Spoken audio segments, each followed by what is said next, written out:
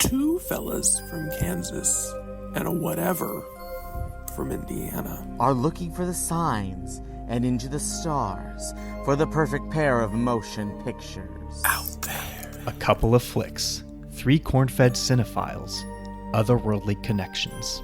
This is the Midwestern Crop Circle Double Feature. Yet another movie podcast.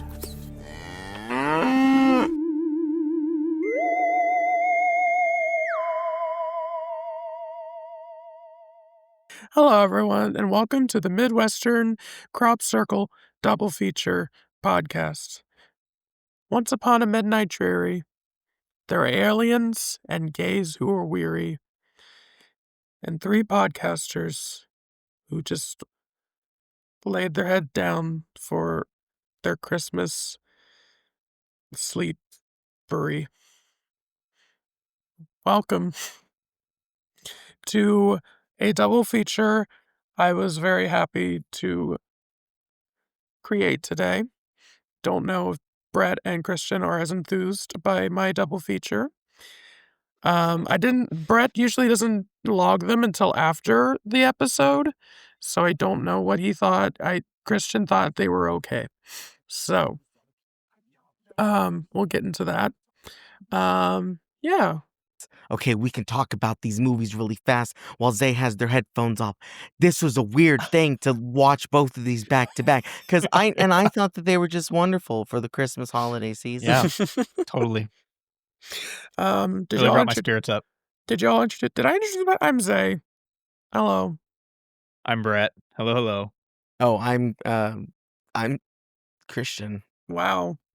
Identity Had to crisis think about over it a there. little bit. I was like doing a Christmassy spirit. Well, okay. Your name's Christian.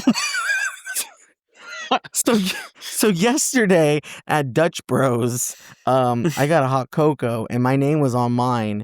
And then Toby got like an energy drink, but they put Christine on it. And the guy was like, "Are you Christine?" And I was like, "I'm Christian." He's like, "Well, they put Christine on this." I'm like, okay. Can I have my order? I don't like talking to them at Dutch Bros. Just give me my drink. I feel that. It snowed here in the state of Kansas. How festive for the Christmas season. Perfect timing for this episode. It was snowed twice this week in Indiana. Now, when we were first starting out this podcast, I had asked Brett if it was okay that we watch like filmed productions, as in like Broadway film productions, which then led Zay down the slippery slope of television productions. And I take it back. I do. This is a TV special. It is not filmed in the same format as ALF, the sitcom. Like I don't know all the terminology there, but it's like they definitely switch from like sitcom to like TV movie. Which one? Wait, which one are we talking about first? Oh, ALF. Okay, well, we're already here. Okay. Okay. Well, Cool. actually, yeah, some of my best friends are, but you know what? If I'm having ALF, we might as well start the conversation with ALF. So yeah. Well, I thought we were gonna like talk about, current events, anything that's topical, to start out. But you said no, we're gonna go straight into the episode. That one. Okay, let's talk topical. That one guy got arrested. Which guy? I will keep you on your Yeah, I'm toes. so, Let's see. Well, one out of the three of us finally saw and experienced Wicked. I've seen it now thrice. It's beautiful. You I see, cried. you saw it enough for all three of us. There you go. yep. I cried a little bit. It was lovely. Let's see. Yeah, that's the world. I got the Neon Box. I've been watching some of those movies. I watched Arco today. I watched a movie called Director's Cut and Oh logged in my on God, Letterboxd. yes. Listen to this story. I didn't even notice it at first. I just like saw that someone liked the review, and the guy who like did it was like 5 stars, and I was like, oh, this guy must have made it. And he did. He was the director. And then I saw that there was a comment. I have my comments turned off just because I can't get notifications for How the Grinch Stole Christmas, especially this time of year. It'll be too much. Um, I just want to point out that on the 12th of December, you're going to start getting an influx because it's coming back to theaters. that makes sense. Yeah, Like, it's it's going to true. be more than your yearly. More, yeah, it's like a 9-year-old review now, and I'm like, can we go? Get someone else take this mantle from me, please. Anyway. Didn't Jesus say that? But so the guy that directed it, he commented on my review and was just like, "I'm so sorry you gave this half a star," and I'm like, "I gave it a star and a half, but okay." And he was like, something something, "But we're all entitled to our own opinions, right?" And I'm like, I didn't even say anything about the movie. I said his main actor was hot. Well, I said at least his main actor was hot. So, it was still snidey, but like, and The the fact, though, the fact that you tag this Shutter, so it's on Shutter, but when you look at Letterboxd, it only presents it as it's on Tubi I to think it was watch. I think they, like, put it on Shutter, I don't know. Maybe it's, like, trying to catch Mhm. up, but, because sometimes it takes a couple days. But anyway, It does. y but, like, he also was, like, going down the line of every negative review and, like, just commenting on it. But then I looked at, like, a positive review that said 3.5 stars and liked it, and it was, like, mostly, like, nice, didn't say anything, didn't like it. And I'm like, "You just why convince us? Why not make a friend with someone who actually liked your movie?" Also, there's going to be a sequel, according to a lot of the comments he's left. He kept saying, like, "There's so much lore you Oh. don't understand," and I'm like, "Buddy, the lore was not in the script. How am I supposed to pick that up?" It was basically like, I don't know, low budget Saw kinda movie, because he was just this guy who's, like, showing this band, like, teaching them a lesson for how they treated their old bandmate, um, and it just took them out one by one. I don't On know. this comment, he's talking about, like, I'm just trying to live and keep my job. I'm a starving business. I'm like, "Okay, well, I don't know what you want. This is just how things work." The thing he doesn't realize is that these like half-star and one-star reviews are probably more likely to make people watch his movie than a bunch of 3-star reviews would be for a That's movie like fair. this. So like, chill out, dude. Helping you out. And he was I would like haggling with one guy who was like, "Give it 1.5 stars," and he was like, "I think if you thought it was fine, you should give it 2.5 stars." And then I saw that the guy's current, like, star rating was 2 stars, so he compromised. to say that you were the first activity he ever had on Letterboxd. That's crazy. Wow. Because if you, like, look at his activity, it's you 10 hours ago, and then it says end of recent activity. That's funny. I mean, surely he's probably been on here, but, like, since whenever it He was heard it was, you. like, on, like, the Shudder and was ready to see, like, all the good reviews pour in, and he got very upset real quick. Well, I'm just like, I get it. You worked hard on it, sure. I understand that. But I'm like, it's Letterboxd. A, that's not that serious. Like, if it's on Shudder, plenty of people are gonna watch it regardless. Um, and B, just like, I don't know if you were expecting people to think this was a masterpiece. Especially when he Also, keeps going on about lore and stuff. I'm like, "Okay, bud." The yeah. lore. The lore. Oh, he has a Wikipedia page? Oh. I bet he made it. I know he made it. Oh yeah. Wait, Brett, what's your hot take? Oh, maybe a hot take, but most directors probably work hard on their movies. Like, not just this guy. Just throwing that out there. I could be wrong. Never directed a movie, but you should be thanked on director's cut too. Like as the person who drove him to create, the next chapter after he read your Letterboxd review, his first day on Letterboxd, just to I mean, prove you wrong. at the very worst, like, I almost did reply to him, but then I was like, "I don't know if this is gonna add fuel to your fire or not." I'm just like, "Just keep making shit then. I don't prove me wrong. Prove us all wrong. What do you want?" I don't You should comment with the link to this episode and be like, "Hey, we discussed your movie on this podcast." There you go. No. This is like I don't know about the second, but this made me think of the time that I was talking about Kat Shea's new film on Netflix, and it was basically a dog movie, and I was like, what are we doing to Kat Shea? She's famous for like the movie Poison Ivy and The Rage Carrie 2, which are fun. They're not great movies, but they're fun, like 90s, you know, fun genre films that a woman made that are nice. Um, and I tweeted that out, not even thinking that she would be on Twitter, let alone searching her own name. Because that's all I said the name Kat Shea, and she found it within a couple days. And was just like, God. you know what? I just like to get to work. And I'm like, oh my God, I'm so sorry. All right. Let's get into it. Let's get into the meat. Get some ham I and thought you were a mashed vegetarian. potatoes. Well, that's all, folks. Good night. All right, where are we starting? We're starting with, let me make sure I credit everyone properly. Alf's Imperial Army? Huh. What? That's what came up first. It's a pacifist organization in New Zealand. I don't think Should it's I do my related Alf to... impersonation? I don't know if I that's figured this was coming problematic at or some not. point. What do you mean that was coming? I didn't know Christian had an Alf impersonation. Christian has an everything impersonation. Okay, you're right. Sure. I don't know. It's not any good, and I just came up with it right now. It goes a little bit something like this. I want to eat cats the whole time. There.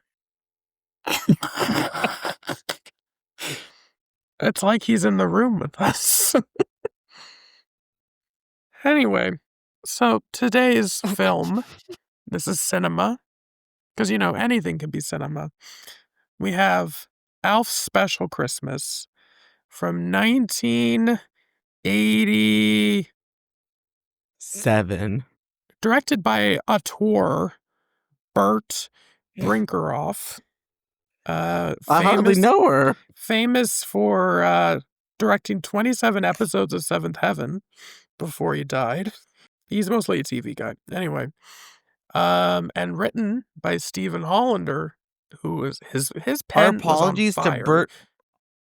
Our apologies to Bert Brinkerhoff, who is not dead. He's not dead? No. Well, whatever. He just retired. He's like, I did 27 episodes of Seventh Heaven. I'm good to go.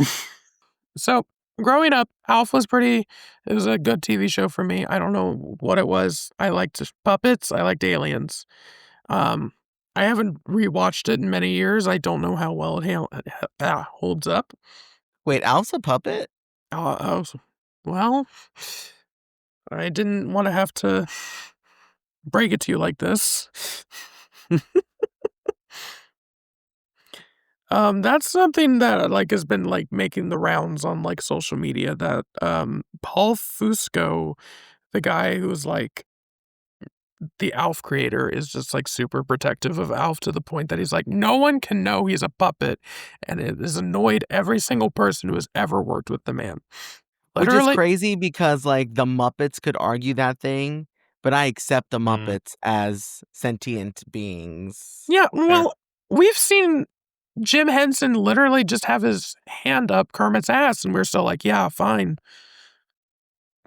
I don't understand what this Fesco guy is so anal retentive about. I digress.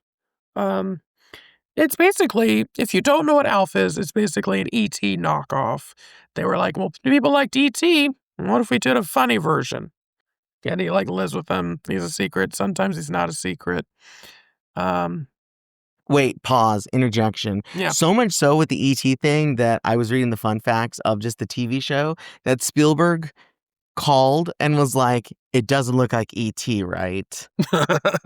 Like, Oh shit. yeah.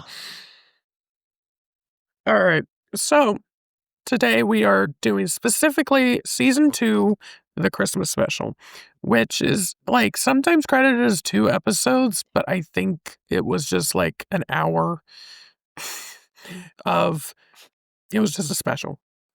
I don't know the difference, but because I don't really see a place where it's like, tune in for the next episode to see how this all turns out, because that'd be crazy if after the first episode you're like, is the kid gonna die? Is Santa gonna kill himself? Is the baby gonna be delivered? I thought that the little girl, she was gonna die, and as the baby's born, boom, she's reincarnated. Which is funny because Alpha's just like, why don't you name your child Tiffany? And I'm like, she's not even dead yet. Like, I don't know. But you're just like, she's gonna die, so it'll be beautiful when she's dead. Also, Alf was a catalyst for Luigi Mangione, or whatever his name is in this, because he's like, the medical industry.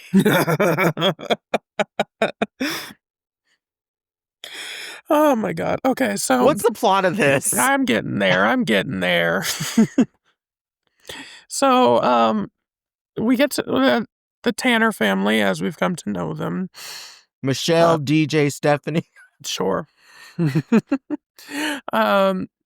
Just, nuclear family, got the mom, dad, even though the dad looks like the grandpa, and the 2 kids, and Alf. They are all taking a Christmas vacation in a cabin where, what's the dad's name? Willie. Willie, thank you. Jesus. I've seen the entire series. Willie is said at least 400 times. Willie is, it's like his childhood cabin that he would like stay in, and he found out like his family had hard times, and they lived in the cabin for a little bit. Which, by the way, to bring up the whole, like, he looks like the grandpa, Mhm. when he was like, and we lost our house, I'm thinking, wow, the Great Depression really hit you. You know what? Because Max Wright, the actor, Mhm. was only like in his 40s at this time, but he looked way older than He looked like that. my grandpa. Like, my grandpa looked a lot like him. Like, he's seen some shit. And I'm like, I think the ALF show made him age even quicker. I heard a story about how he literally started, like, fighting, Fusco, by, like, literally, like, punching the ALF puppet. It's so I wish there's, like, video Wow. footage of that. But, anyway, so they're at the cabin, and that's when we meet, Cleavon Little's character. George. I literally George. wrote it down. Jesus Christ. I didn't even realize this is Cleavon Little. I don't know if I never looked it up. I don't know if I never put 2 and 2 together, but he does not remind you anything of the man who starred in Blazing Saddles. No. He sounds like him. Sure. After I got there, I'm like, okay, there we go. Was he sick? He seemed to age rapidly. I mean, he died in 92. So maybe. Mm. But anyway, he's like a friend. He owns the cabin, and he's always been a family friend who's helped them out, all this. And he seems to be a very selfless man, always wanting to help, always wanting to do things for others. And this was sorry, I did skip a scene where Alf already ruined Christmas by opening up everyone's presents and telling everyone what they got. But then George shows up with his big old pick-em-up truck. He talks to them for a minute, and as he's driving away, Oh my God, this part. he's like, under his breath, he's like, my wife passed away. And then just backs out. And he said like 2 days ago or something. 2 weeks ago. I think it's 2 weeks, but yeah. Yeah, 2 weeks. And then the poor wife is just like, I'm so sorry, George. But little do we know, Alf hitched a ride in George's pick-em-up truck, and he's on his way to the children's hospital he works at, where he is the handyman, but he also likes to play Santa Claus. And he's handing out the toys, and Alf is like the last. He's like pretending to be a toy, and he's like the last toy that's left for the kids to take. And none of the kids wanted it except for Tiffany, who thinks Alf is beautiful and calls Alf Amanda. You know what? This is where the two films come together, because in this moment, Alf is basically Candy Darling, and some of my best friends are. You gotta live your true, authentic self. I'm sorry, that was not correct for anyone who does not understand. That was a joke. Alf is not transcoded, because he literally, like, the second he reveals his entire secret he has to keep from the human race is when she tries to paint his toenails pink. And he's like, whoa, stop it right there. And he's like, that's not my color. Pink is for girls, blue is for me. And I'm like, oh, God damn it, Alf. They have the gender binary on Melmac. Anyway. But anyway, that's when we start to learn about Tiffany. And she is so sad, it's funny. I'm sorry. But she literally says, they won't give me a roommate because they think it'll make the other girls too sad. Oh my God. Yeah, like, what? For everything that happened before then, that was the moment I was like, what the fuck? What is going on here? And like, come on, kid, you're making everybody else sad. Just die already. Which is also sad because, like, she never has a visitor this whole movie. All she has is Alf. And, like, she doesn't really... Does she ever say that, like, her parents are gone? Or they're just, like, they're too sad to come... That would have been even funnier if they're like, my parents get too sad if they come see me, so they've decided not to come anymore. Anyway. So then Alf has just like this realization of like, oh my God, people die on this planet or something. I don't know. He's just never had the idea that a child could die. And then literally as he's leaving the room, they make sure you can see that he's crying. It's kind of a really good cinematography moment, like a good shot. Anyway, so where we go from here? The Tanner family he leaves her. Well, I was also saying the Tanner family is like really incidental in this episode because they barely have a B plot of just like looking for Alf. They don't even notice he's gone right away. No. Yeah, it was like 12 hours passes. Like, hey, where's Alf? Hey, I get it. So, yeah. What else? Okay, anyway. So, basically he's back in the truck with, George. And George is like, we've already seen George give envelopes to both the Tanner family and his boss, basically.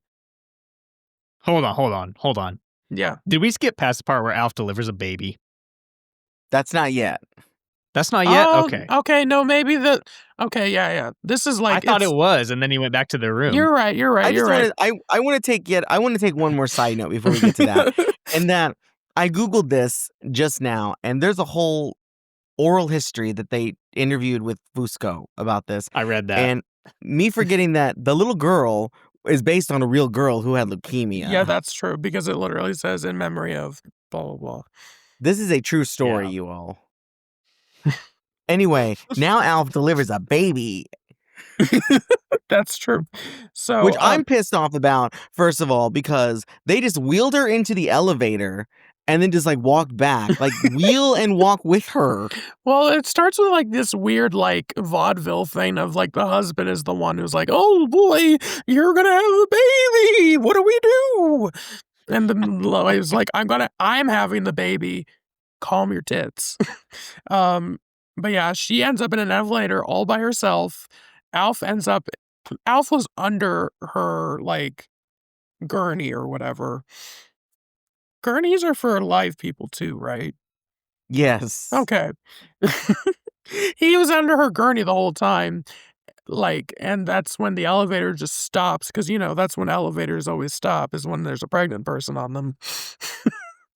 And then, once again, he has to reveal himself to the human race in order to deliver this baby. The second time in this Christmas special.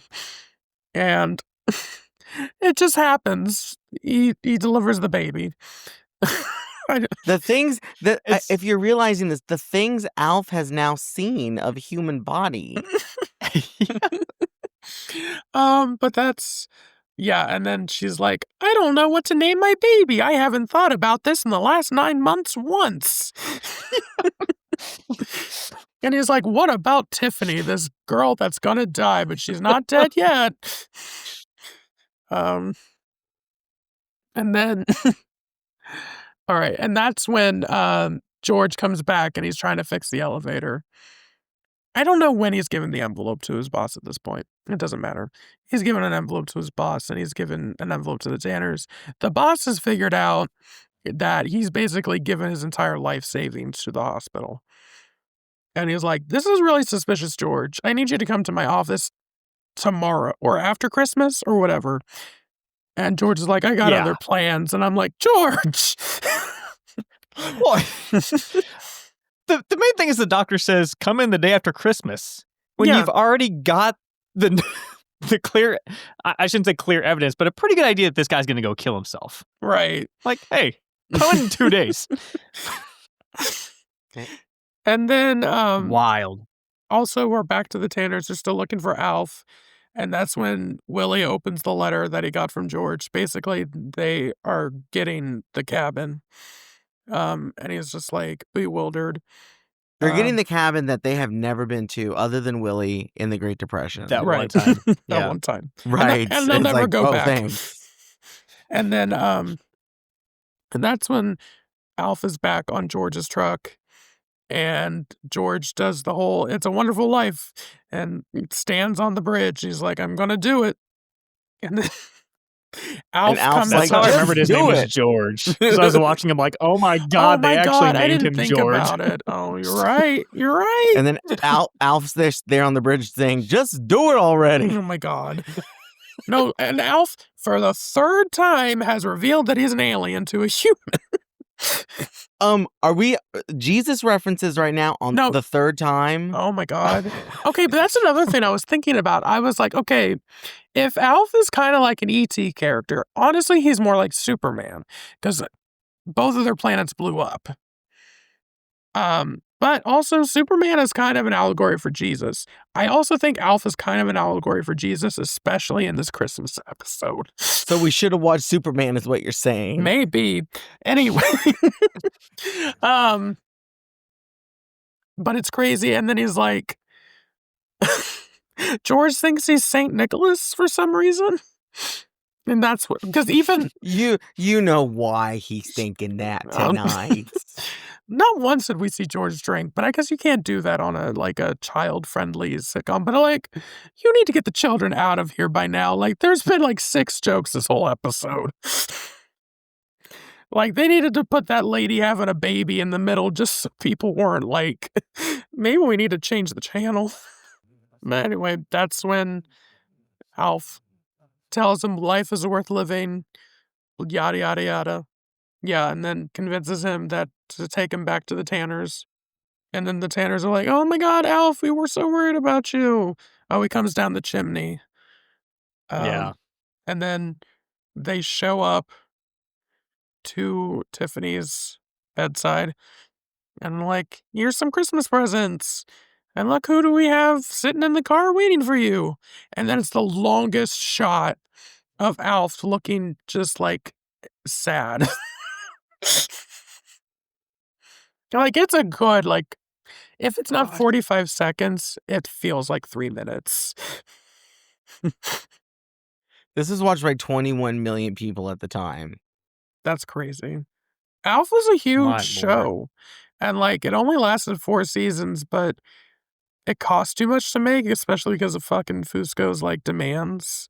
Like, they had to constantly, like, accommodate ways for Alf to go around sets just so it looked like it wasn't a puppet. And after 4 seasons, they're like, "You know what? We're good." But yeah, that's Elf's Special Christmas. Christian, you had said previously you had watched episodes of Elf. Yeah, I mean, I like Alf. I think he's funny. This Mhm. was not funny at No. all.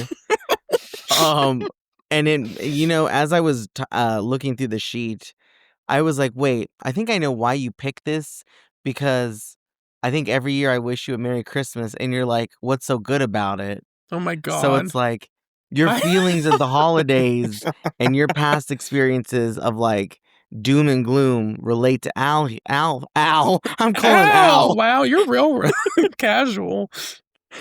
Relate to Al here.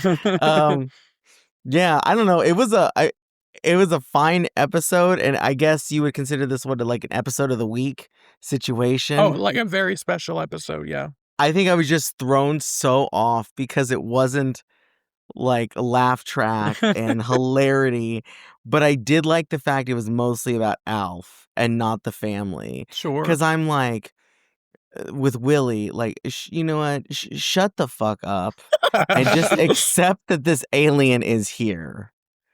Okay, just accept it. You're the one who brought him on vacation. So, but yeah, it was fine. It was cute. It was very sad. I think I texted Zay, you're making me watch somebody die in a hospital on this very depressing week, you sicko. I So, mean, you're not wrong. I do like sad shit. It makes me feel better about my own life.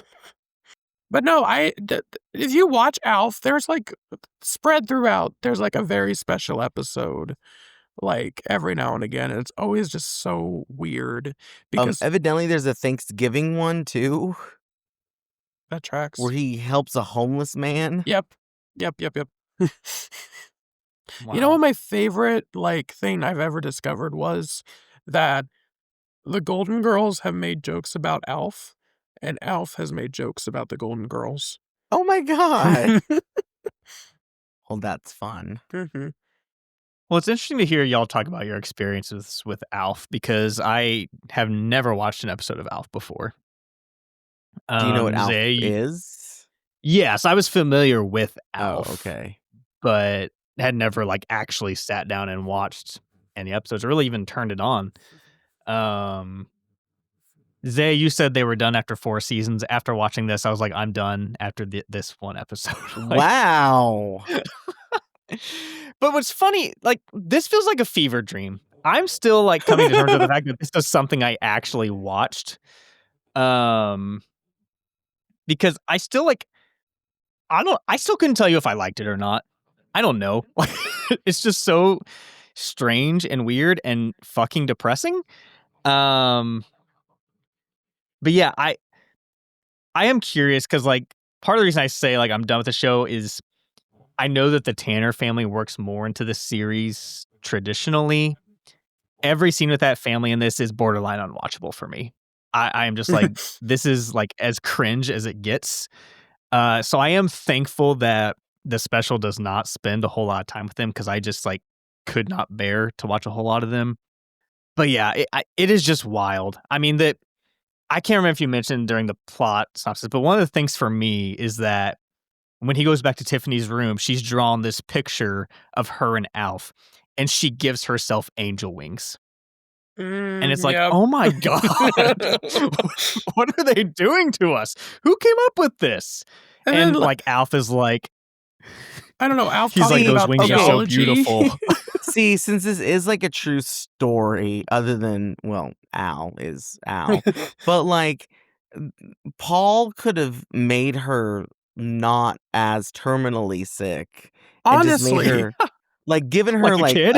the mumps or something for the Christmas, and so she has to stay in the hospital. And Honestly, she can't even spend Christmas in the hospital, you know? even if like she can have cancer, it can't be like 4th stage. It's like it could be like, yeah, I'm here because I'm sick. We don't know what's going on. It doesn't have to be so like Yeah, them saying she's never going to see another Christmas, and I'm like, oh my God. Honestly, you could even do that if you want to, but like, I don't recall her and Alf ever having a conversation where it's something different than her fucking dying. You That know, too. maybe it's in there, but it doesn't stick with me. There's no humor there. This is like not the Bechdel test, but like the am I gonna die test? Because it's like, he's like, hi, I'm Alf, and she's like, I'm Tiffany, I'm gonna die.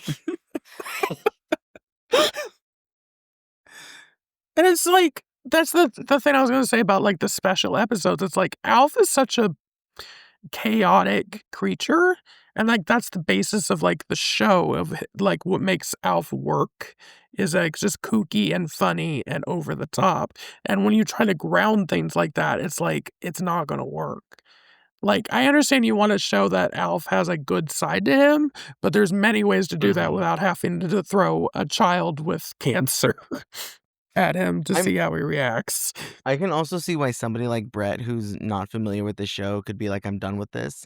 Because if you're thinking about it, like most of the episodes, isn't it just like we have to hide the alien that we obviously have? Yeah, that's like a majority. I would say also, but yeah, there's that. It's also like I'm thinking of what I liked about the show, and it's like Max Wright and Alf did have a good repertoire in most of the because they would like be butting heads, and Max Wright would be getting so fucking pissed, and Alf was just like, "Hey, chill out, Willie. It doesn't matter." I just want to eat your pussy. But I don't. Nobody was gonna say it, so I was gonna say it. I think the wife character, she's also generally good. She has a nice sassy, like general thing to her. Even the older daughter tend to have okay episodes. The son is the worst. If there's that. Is what? Oh no, keep going with your sentence. Oh, the son's the worst. Anytime there's a episode focused on him and he has got a lot of screen time, he can't handle it. I was gonna say, isn't Alf just like the prototype for Roger in American Dad, if you think about it? Sure. Except Roger gets to like dress up and make all these different characters. Mm-hmm. That's a movie podcast. It's fun to talk about other things. There's like a good like arc in the show where Alf has a girlfriend who's blind. Oh my God. Okay, now we're getting into Frankenstein territory here. Oh, spoiler alert for those of us of this podcast who have yet to see Guillermo del Toro's Frankenstein. You haven't seen it, Brett? No. Oh my God. It's there. I'll get to it. Wow. Alf has his own movie. It's bad. Oh, damn. I want to watch it still, though. It's like, okay, first, the Tanners aren't even in it. They were like... Oh, good. Yeah. But it's not funny. I honestly feel like in the year of our Lord 2025, almost 2026, Alf would be a popular one-season hit.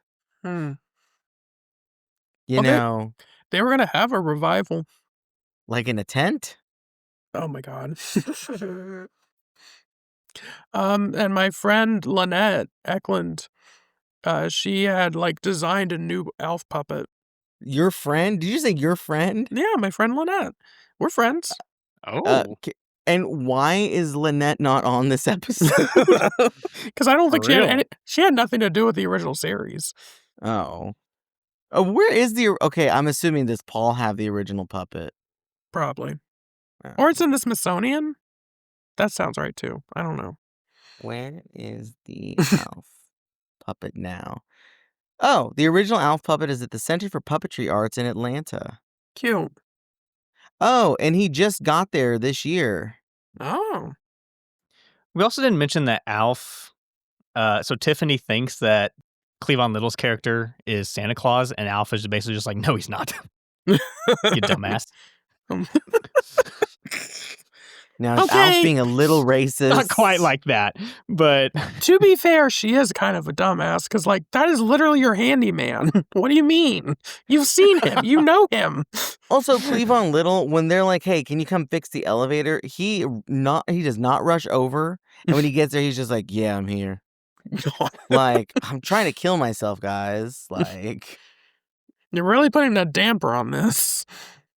I want to read. also, So I found. First of all, is this a children's hospital or is it just a hospital? I wondered that too. Because when he walks into the main doctor's office, it says, what's the cancer doctors? Oncologist. It says oncologist and OBGYN. I guess. Which I'm like, wow, that's two very different things. I guess you wouldn't have a woman giving birth inside a children's hospital, so fair enough. True. So I found an old review, not that old. It's from 2013, from Rob Bricken for Gizmodo.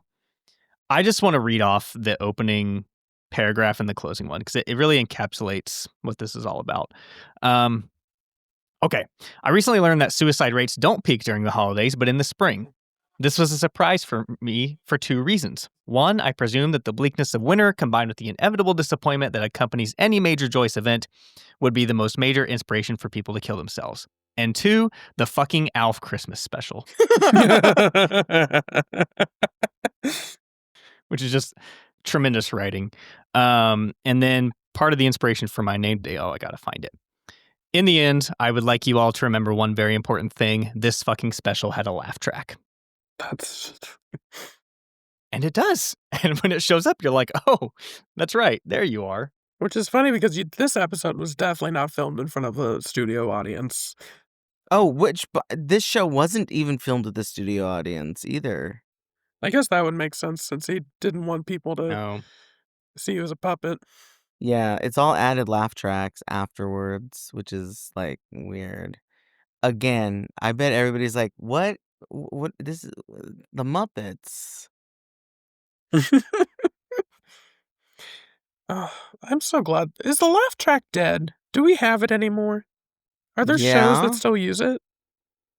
What's that one show? The Neighborhood on CBS. Oh, really? What are those called? They're called multi-camera TV shows. Let's see what's left. Oh, Reba's new show. Oh, that's right. Oh. Happy's Place. I tried watching that. I guess any show on Disney Channel. Oh, sure. One called The Miss Pat Show on BET. There's not many, though. Somebody else in this that I just want to point out, Carl Franklin plays the doctor in this. Yes. He also directed an amazing movie called Devil in a Blue Dress, which I highly recommend. I did look into I was like, oh, you have a career. Yeah. First of all, I guess, well, not first of all, we're almost done with this segment. Who is Alf? Like, what do you mean? You didn't give his backstory as if you think our listeners have seen Alf before. Okay, he's an alien who crash landed in the Tanner's garage one day. And he's from the planet Melmac. And now they just have to keep him hidden. Yeah. There we go. I asked our listener John, have you ever seen this show? And Karen. Oh, I thought you meant you literally asked John. No, this is to prove that people listen to us. I will say I'm glad you picked this because it was a very fun discussion. It's a wild movie to watch. I think even if, you should watch it just to go explain it to your friends if you're listening. If you haven't seen this, go watch it. Go explain it to your friends. It'd be a blast. Yeah, it's on various websites. It's on YouTube. Alf has an official YouTube account that just has episodes on it. Oh my God, does it really? Yeah. Yeah. Hey, that's how people are making money these days. That YouTube revenue. But yeah. So this was not nominated for any Oscars. I don't think it was. It may have been a daytime Emmy thing, but I don't know. This is a primetime Emmy situation. What do you mean date? This is not a soap opera. Well, no, but I was like, okay, sorry, the creative arts ones or whatever. I will say in 1987, ALF won the People's Choice Award. That makes sense. Brad, I don't I'll think this give is you up for specific nomination for an episodes Emmy. to go check out. You should give me specific Okay. episodes. That I can do. Christian did that for me with Twilight Zone. It was nice. Did you ever watch them? I watched quite a few. Okay, so if I did that for Golden Girls, I would watch them. I didn't know that. Hey, Christian, remember that list of albums Brett and I gave you like 3 years ago? So what's our next movie? All right. Our next up is Some of My Best Friends Are ... He wrote and directed this from 1971. He was like in a state, did a lot of Broadway and stuff, vaudeville. But this is like his most famous thing that he did. Who's he? Mervyn Nelson. I don't think you said his name. I did say his name. Okay, well, I didn't hear it. Okay. But anyway, this one is going to be more complicated because it's like not as much of a plotty. So complicated, Brett walked off. I know, he can't fit. He said, "Gay people gotta go. I can handle talking alien puppets. I don't know what gay people are. Unnatural." I can't wait to hear this part when he said Saturday.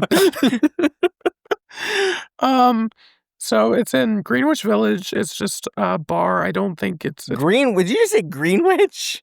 Greenwich. It's Greenwich. Whatever. You're right. Sometimes I went to New York City over the summer. Okay. It's Greenwich.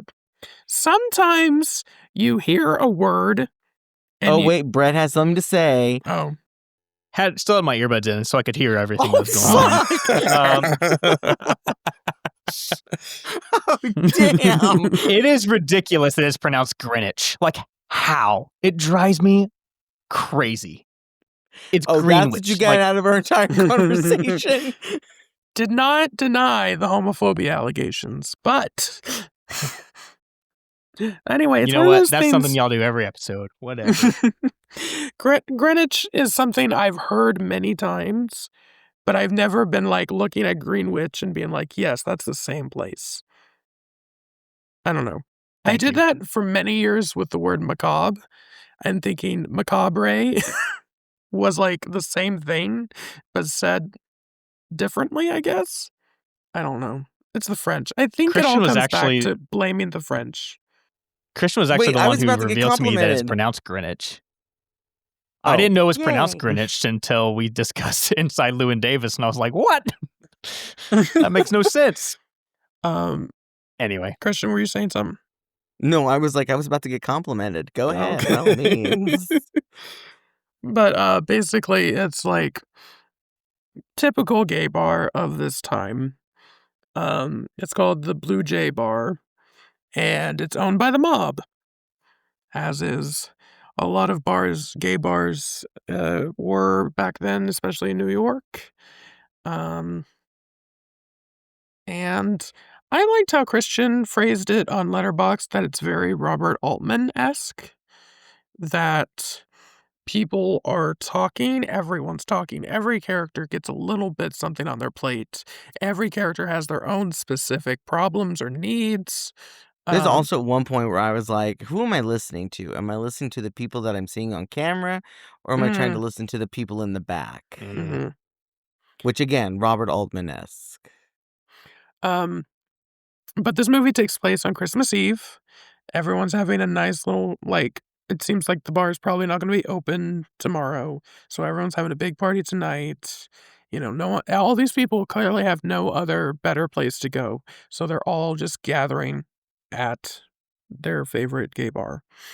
But that comes along with everyone's bringing their problems to this gay bar, and therefore there's a lot of like rising tensions. There's a lot of people that don't like each other. There's people that are genuinely just want to have a good time and like get with their community. But it has so many icons in this. Like we got Fanny Flagg. We've got Rue McClanahan. We got Candy Darling. And like Rue McClanahan plays such like a nasty little character. Like she clearly wants all the attention, and then like literally that one scene where Sandy, like who's clearly like the matron saint of this bar, like she is everyone's mother. She is there to take care of everyone. But like when she gets like acknowledged and stuff, you just see her from across the bar just like giving dagger eyes and just being like, no one like gives me that kind of recognition, even though Sandy literally just had like surgery. Or is it Sadie? It's Sadie. Sadie. Yeah, sorry. My bad. It's like that episode of The Golden Girls when Blanche takes Dorothy to the bar. Oh my god, it is. And Dorothy starts getting all the attention. Brett's not laughing because he has no idea what we're talking about, but it's like that.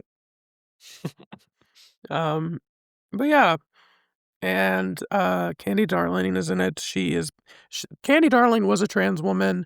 She worked with a lot of Warhol productions. She was part of like his little factory, whatever that was called. And was dropped off when he got bored of her and others of her ilk.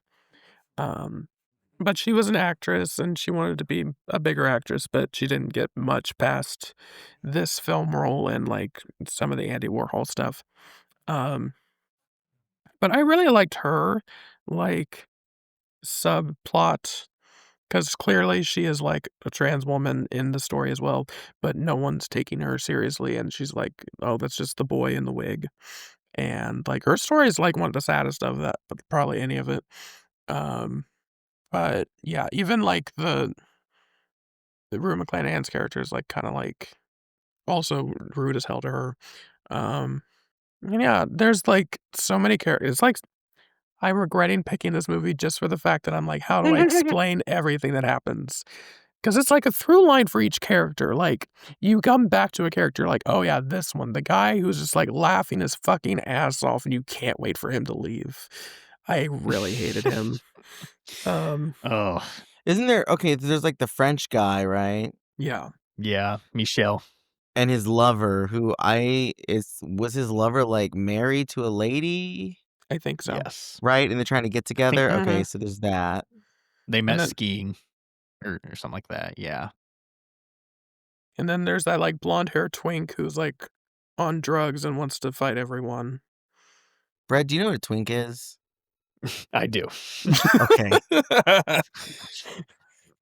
While watching this, I thought about that time I asked Brett if he preferred Locktober or Jocktober. Oh,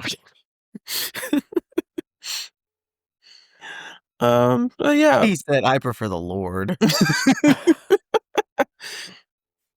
Lord Tober. But yeah, so yeah, it is mostly a vibes movie, and the vibes are mostly bad. Like you can see people are trying to pretend like it's Christmas, we gotta be happy. But it's like people who frequent bars are like not usually happy. They're trying. When I was watching this, I never got a sense that we were in a bar. Mm. I thought we were just like in a black box because like very claustrophobic one at that too. My confession is I've never been to like a gay bar before. I have too many fears for a wide variety of reasons. To which then everybody's like, but you go to a movie theater. Look, it's different for me. That's Okay. fair. But in any case, I remember when you wouldn't see the Kathy Griffin movie. oh my God, shut up. Hey, I won't see Terrifier in theaters. Fair enough. But like, yeah, I'm like from the pictures though that I have seen of like local Kansas City bars, they look so fun and upbeat. While this one is like, I know it's in a time post Stonewall, and it, like I said, it feels very dark and sad and depressing. Which again, like Zay saying, it's a vibe movie. It matches the vibe of everybody in this group here. And I don't know, the thing that not impressed me, but was like, whoa, was the signage that they're like, look at that, I don't like it. And it was like, if two boys are facing each other, you have to be accompanied by a woman. Mm-hmm. And it's like, oh, and you never see that. But then there is one part where two guys are dancing and Fanny Flagg is with them. And I'm like, oh, okay. So they're like following that order. Yeah. Yeah. And the cop is Which- like, don't let them dance together without you. And she's like, Which, that's like the dumbest law I've ever heard of. And Mhm. which also, like, for being gay, none of them had rhythm whatsoever. Like, that pissed me off so much. I'm like, "Come on." To which then Toby was like, "Well, some gays don't have rhythm," and I looked right at him. Sorry. Oh my god. Um, He can't hear me. but I think that's also the thing too, is like this bar is owned by the mob. The mob doesn't give a fuck about these people. Yeah. They're using it as a cover, and therefore, if these people ever ask them for anything, they'd be like, "Fuck you, slur, slur, slur." Um, so that makes sense to me as well, and I think it also just, like this is a movie's from 1971, which is always, like these kinds of films are always so important to, like, think, like, these movies were there, they were experiencing things in real time. Like, we're used to movies, like, showing us the past, when this movie is, like, showing us the present that is now the past. Um and I think it shows a real thing of like, yeah, it's a shithole, but it's our shithole. It's what we Mm. have. And like literally like the scene with the mom coming in, that scene always makes me so like my stomach is just like in knots because I'm just like, oh my God. I couldn't imagine my mother like running in the middle of something like that. Especially when I was like younger. Um But it's like, yeah, and she literally kicks that child out of her life in the middle well, in front of everyone, and it's like, yeah, that is your safe space, even though it's, like, not a safe space, like, it's years before anyone would ever consider what a safe space is, because literally the cops can come in at any time and ruin everything, and so I think it's a nice, like, balance of tensions where it's, like, outside world, inside feelings, everything is at ends with each other. And they just wanna have a Christmas. Like, why can't they celebrate Christmas like everyone else? They have to worry about so many other Mhm. things. I think a really good scene in this too was when they're singing the Christmas song. Oh, yeah. Yeah. What is the Christmas song? It's What a is great it scene. again? Oh my Oh, gosh. come all ye faithful, I think. It's something like that. Yeah, yeah, and it's like Oh, it's just Little them Town of Bethlehem. yeah, yeah, and it's just them singing, and then it transitions to them all in, like, robes. What do you call that?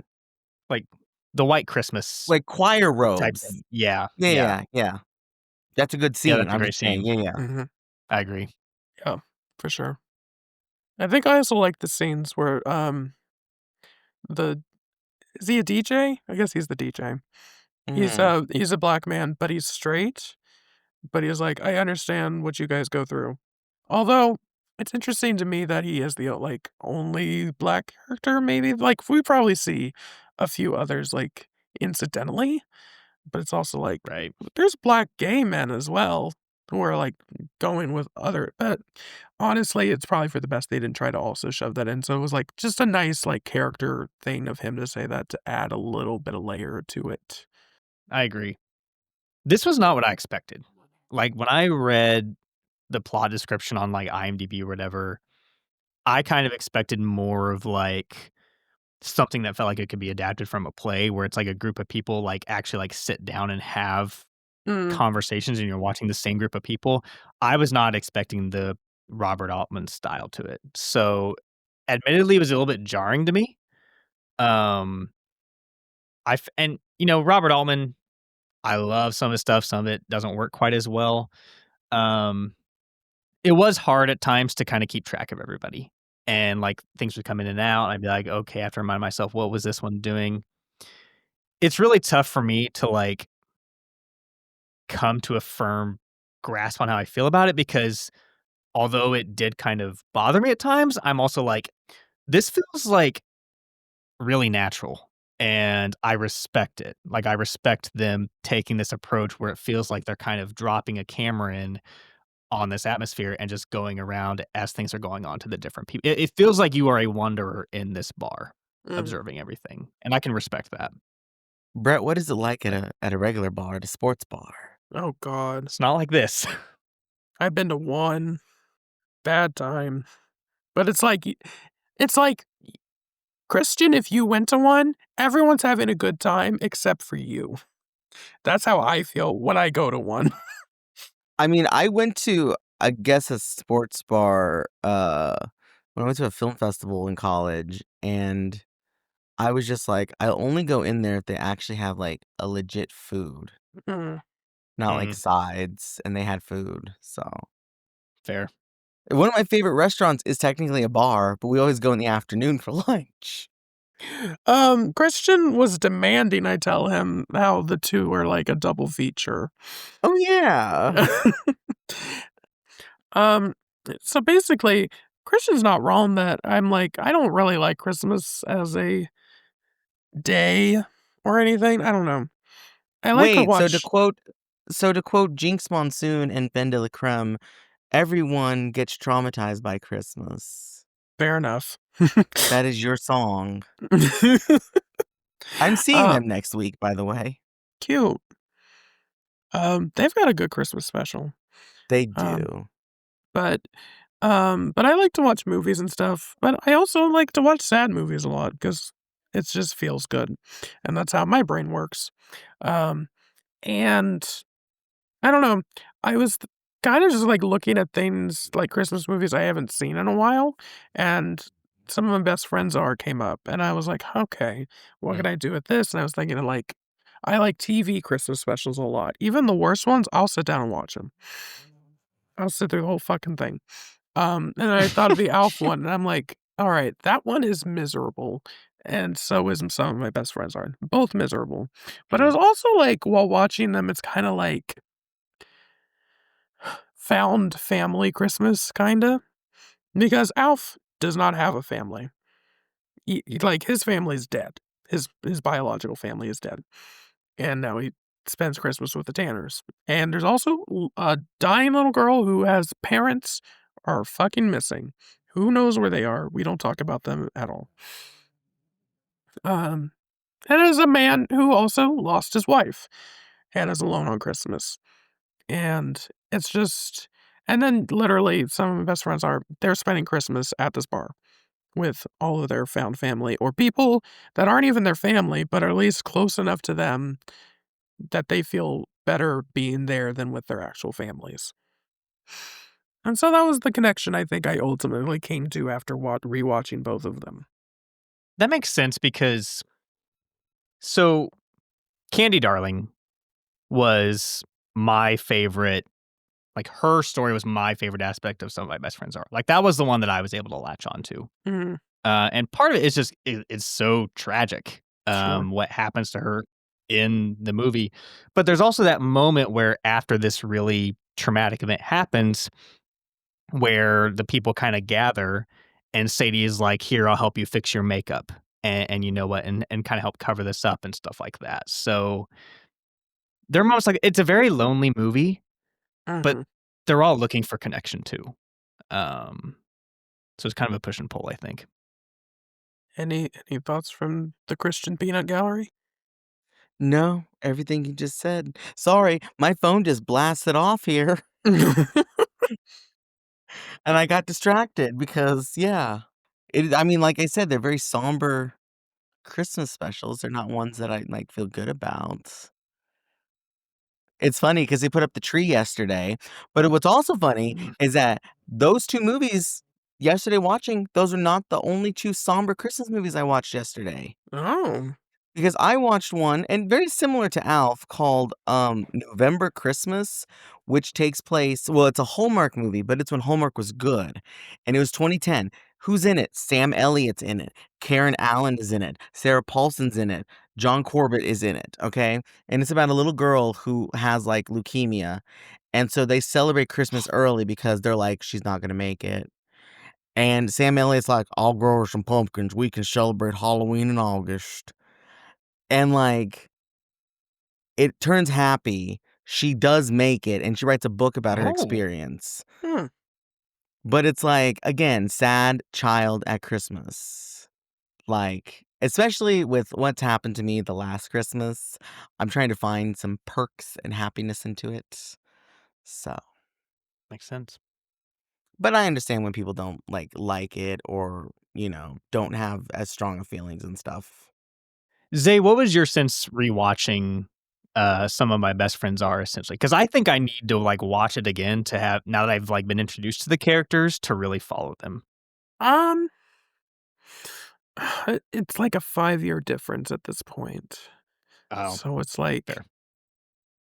and it was 2020. So, mental stuff wasn't great then. I mean, That I makes think sense. going into it a second time, I remembered some of the characters at least. So it was easier for me to be like, okay, this character, this character, this character.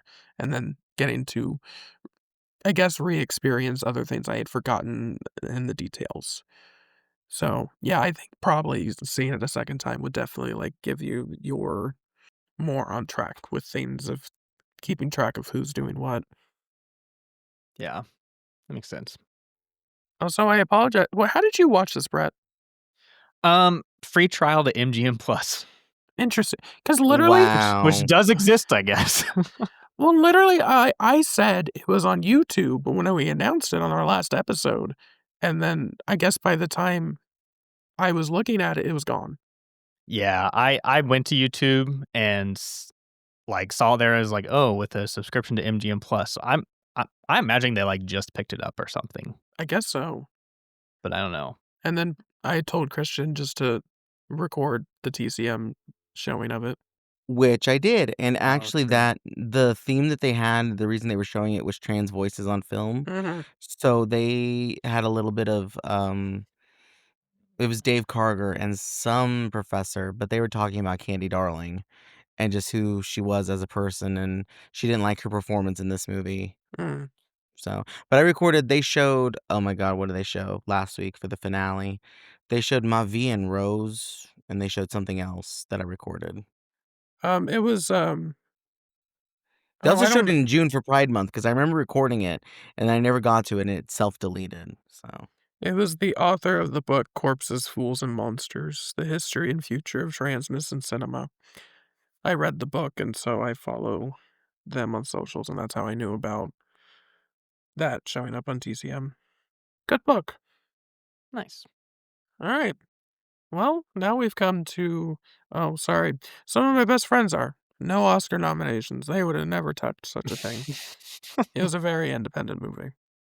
But we got a list of other things that could be related. Lovers Rock from Small Axe. Which I I thought agree. yeah, when I was watching Some of My Best Friends Are, it doesn't relate to ALF at all, at least that I can think of. But the setting and the vibes specifically in that movie felt very similar to me. And then It's a Wonderful Life, of course. We already mentioned that. Yeah. And then I thought of All of the Other Reindeer. A good mismatch in the world, trying to figure out what Christmas means to this little dog who's really a reindeer. That movie is trans as hell. with Joe Pantoliano as the penguin. Drew Oh, Barrymore as all of the reindeer. It's a very merry Muppet Christmas movie, the one where it basically says if Kermit never existed, 9/11 wouldn't have happened. and we're like Miss Piggy is like a prostitute. That is it's such a, you know what? It's honestly such a good movie. And they do a whole parody of Moulin Rouge, but it's Moulin Scrooge. That's that's one of those Muppet movies I don't think about, and then I'll revisit after 6 or 7 years, and I'm like, you know what? It's got some juice. So I'm Mr. Picky and I only buy Blu-rays nowadays. Mm. But when I saw that movie in the Walmart $5 bin, I went instant purchase. Oh, that'll never come out on Blu-ray. So, then I also thought of Emmett Otter's Jug Band Christmas. Very cute. Such a cute movie. Good Um, movie. one that's really good, but kind of overshadowed by its bloopers in my brain, at least. Because the scene where they can't figure out how to get the drum to roll correctly is comedy gold. Look it up. It's on YouTube. All right. The Boys in the Band. Classic. I've Queer actually cinema. only seen the remake. I've never seen I don't think I've seen the original. I've only seen the remake too. I have not seen the original or the remake. I know. I actually thought the remake was pretty good. I liked it. Then I put in Tangerine because I thought that was very apt too. A nice, incidentally, Great call. Christmas movie. Whatever happened to that movie? Tangerine? Like, Yeah, is it still on Netflix? it just left Netflix, I think. And then Mhm. Sean Baker's like an Oscar winner now. Yeah. Isn't that weird? Wild. And then, like, people talk about Sean Baker all the time now. It's like they hardly ever mention Tangerine. And I'm like, that's the movie that made me a believer. But yeah, it's still one of my favorites of all time. The Normal Heart, oof, which Christian read me Barbara Streisand's snippet about her wanting to make that into a movie. She wanted to so bad. And then, spoiler alert, very similar, just Oh my sad God. gayness. Sad as hell. I hate Jim Parsons, mostly because of Big Bang Theory. But the fact that he's my best actor winner of that year for this movie, like Toby and I, when we saw it, we did not know what it was about. It is so sad.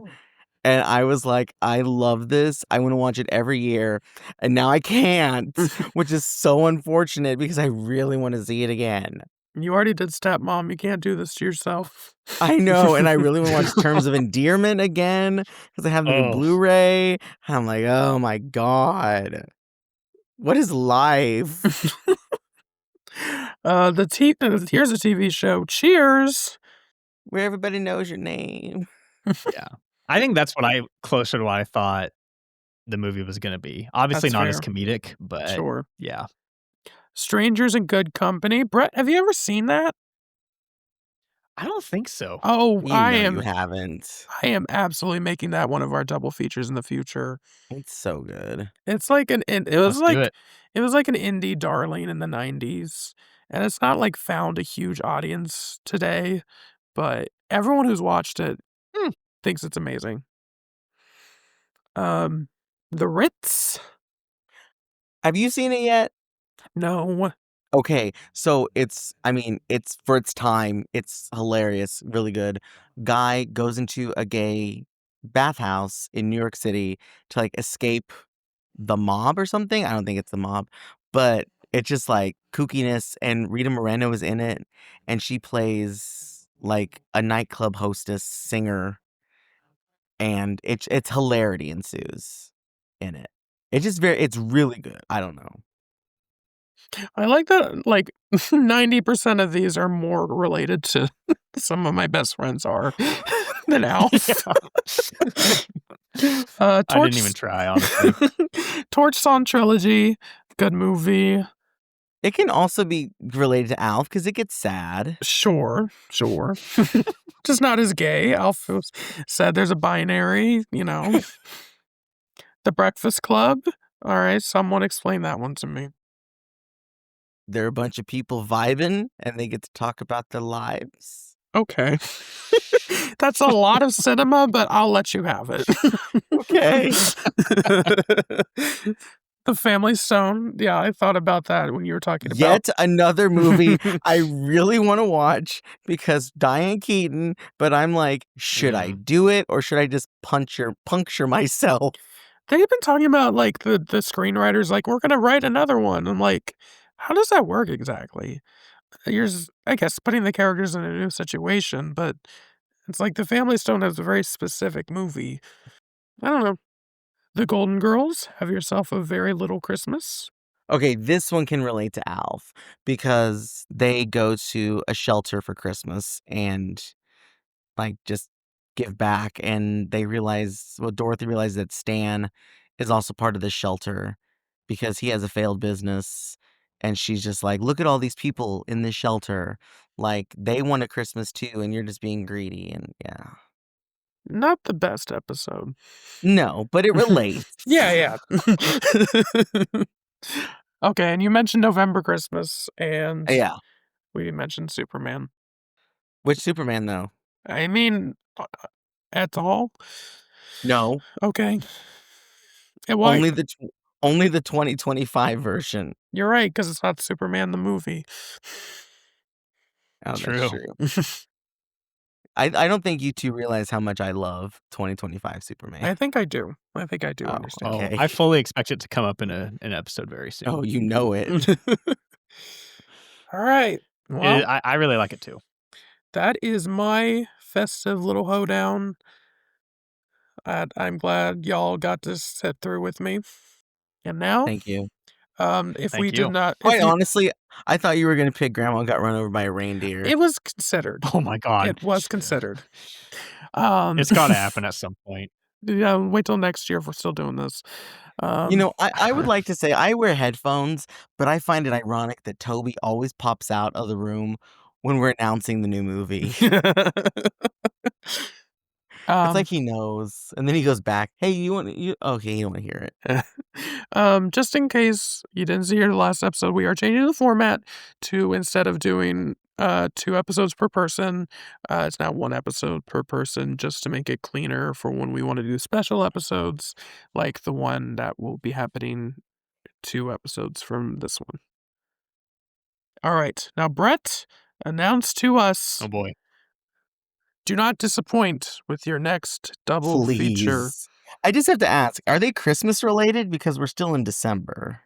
They are not. I Okay. did obviously consider it, but this episode, the next one is going to come out on December 22nd, and I'm like 3 days before Christmas. It doesn't really make sense to me to do another Christmas episode. So this is going to be, this episode we just did is our Christmas representation for 2025. So that left me with a decision. I'm like, I've tried to make it somewhat related to the month we're in. Now that we've kind of abandoned that format, I'm just like, you know what? I'm just going to pick 2 movies that I've kind of thought about for a double feature. Usually, Christian and Zay are the ones that recommend me movies. And I have one here that I'm really excited for Christian to watch because I still don't think Christian has seen it at this point. Oh, God. I've mentioned it. I mentioned it on our previous podcast, Gilded Films. And I'm really excited to watch it. Is it Once Upon a Time in the West? No. Okay. I'm not going back. I wanted to see your face drop. Yeah. It's a documentary. Oh. Another thing you mentioned, Christian, is finally you mentioned we should talk about more documentaries. Yeah. Okay. I'm getting excited. So I have a couple documentaries. The first one is one that I think on this watch will confirm it as one of my all-time favorites. From 1984, it is Streetwise. It's the story of youth in Seattle who are unhoused. We'll kind of leave it at that. Thinking about things to pair with this, another one that immediately came up for me is a more recent documentary that I've really loved. I haven't seen it since it came out, so I'm really excited to rewatch this one as well. It is Minding the Gap from I've 2018. seen that. It's another one that's kind of about upbringing and parentage and things that children go through. So I thought they would pair nicely. So that's what we're going to do for our next episode. I mean, that's already pretty easy to tell what the connection is there. Yeah, this one's pretty straightforward. But I think it'll be fun to discuss and see. Did I like Minding the Gap? I think I did. I really liked it. Is this the one on Criterion now? I think so. Yes, these are both in the Criterion collection. Okay. So- I remember you mentioning Streetwise, right? Streetwise. You know what's crazy? I put a space in between Street and Wise, and there's a French movie from 1984 called Streetwise. That is not. And I was like, wild. that doesn't look correct. When I typed it into Letterboxd to put it on the list. I'm looking now. Streetwise is on the Criterion channel. Yes. Otherwise, I think you have to rent it. And Minding the Gap is on Hulu if you want to watch before we have that episode. Cool. Look at that. You didn't scare me. Love it. More sad movies. Minding the Gap's not really that sad. I don't remember it being that sad. Maybe it is. I feel like it ends in a good place. Yeah. I don't remember it, so. Streetwise is pretty sad. Yeah. So I didn't even think about that. that's Keep it in another episode of the Midwestern Crop Circle double feature wrapped up. Oh, wait. Nope. Be quiet, you. Okay. Goodbye. No, because we got to do this thing What thing? first. Okay. So yeah. once again, clearly not everybody's finished the episode. I know, long episodes, folks, but you know what? You love them. But if you want to get a special shout out on any of the episodes, all you have to do is go to our Instagram page, because quite honestly, it's too hard to keep up with Blue Sky. I'm just going to do Instagram. Plus, Zay makes some wonderful pictures for us on there. Easy to do. Click on the link. It's open to Spotify. I think I have some more links that it opens up to. So whatever. But go to Midwestern Double Feature on Instagram. Comment on any of them, and you'll get a special shout out. Just do something like Christian is the best, or love Christian's picks, or Brett, or oh that's Zay, something like that. Thanks. And we'll give you a shout out. So far, we have nothing. So, Don't let us down. Karina If you don't want to Longworth, search us, come on the show. if you don't want to search us, our social media accounts are also in the show notes for every episode. So There you go. I will also follow like that to say one of us does theaters, as in they sit there and they talk through the movies. And I always ask, did you promote us? And they always say no. Maybe I will this time. Gremlins is looking good. It could sell. It can sell some tickets. You literally just need to hold up a QR code I know. and just say, listen to this. Everybody scan. So, there you go. Shout us out. You'll get a special shout out. Don't miss out on that Don't opportunity. miss out. Again, that's Midwestern Double Feature. Comment Christian is the best. Zay, the other one.